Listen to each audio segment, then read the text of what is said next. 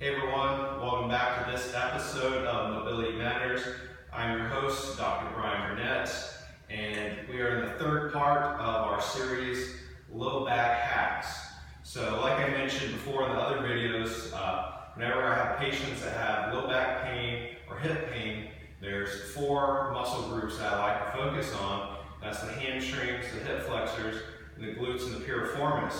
So today, we're going to kill two birds with one stone, and we're going to work on both the glutes and the piriformis.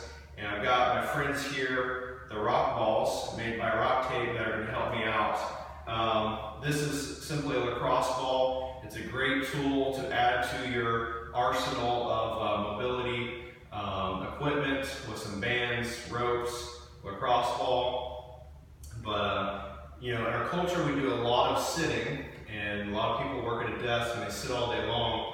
And whenever you sit, you get a lot of tightness in the glutes and the piriformis, as well as weakness. And when those muscles tighten up, they can lead to low back and hip pain. So we want to work out the trigger points in the glutes and piriformis and work on the mobility there. So I'm going to show you how to do that today.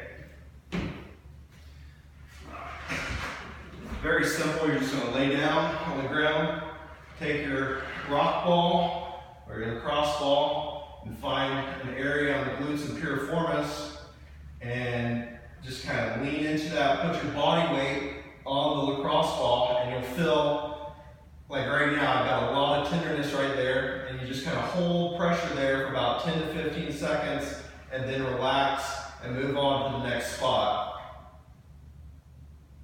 And if you want, you can kind of go side to side, do a little cross-frictional compression there.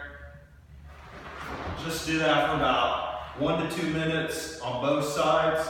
If you do that every day, you're going to get a lot of that muscle area is going to loosen up. You're going to improve mobility in the hips and the low back. So work on that, and we'll see you next week.